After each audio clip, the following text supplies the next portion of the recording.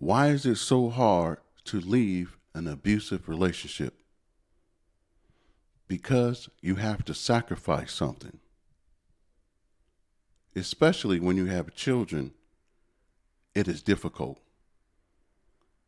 Going back in time, about 7, 8 years ago, I had to make a hard decision. If I stay in this dysfunctional relationship, if I continue to live with my girlfriend and my children, what would they continue to see, and what will I continue to experience? And knowing I'm not in a safe environment. And at the end of the day, I had to make a strategic decision. And I didn't have all the money in the world. I couldn't just up and go into an apartment or rent a room. I didn't even have a car, but I had a job. And I had to do everything I could to make sure I was safe. So after years and years of physical abuse, I had to make a decision. And my decision was to move out. So I rented a car so I can get back and forth to work. I didn't have money to rent a room because I wanted to pay child support. And so I couldn't do both. I couldn't rent a room and pay child support. So what I did is I rented a car, and my car was my room and board, was the roof over my head to keep me outside of the outside elements and to keep me safe. Now, at the same time, I made sure I still visit my children. This is before I had sole physical and sole legal custody. I visit my children. Obviously, I could not take them to a place, as in my own place, and I would meet up at the park with their mom, and me and my boys would go off, and we would spend time and have fun. I had to sleep in my car in a parking lot.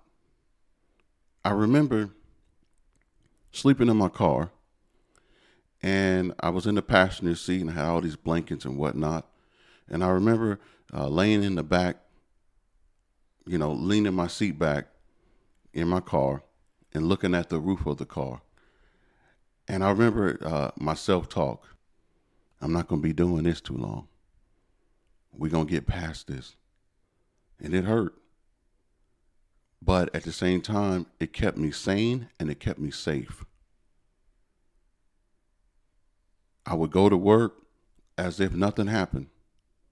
Nobody knew that I was going through abuse, and I had to make some sacrifices, some extreme sacrifices. It hurt, but I had to get through it. I had to push through it.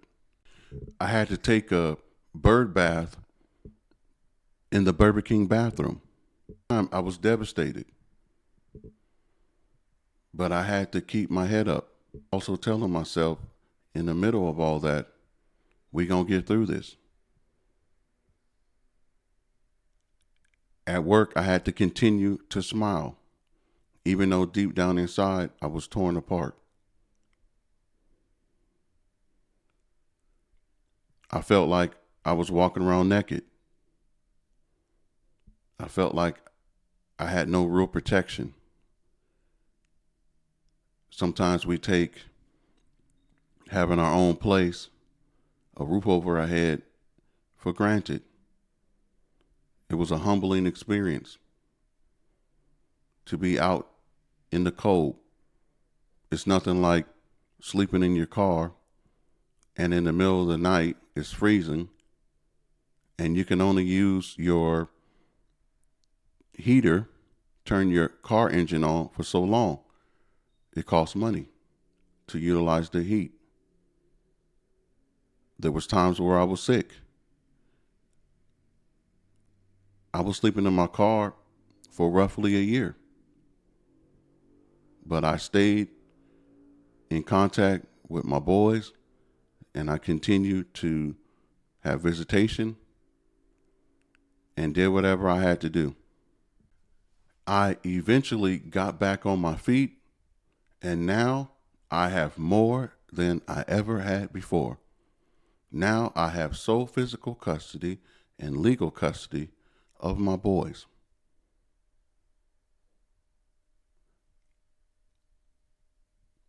I'm the happiest dude, and I learned some lessons, and now I'm sharing it with you guys.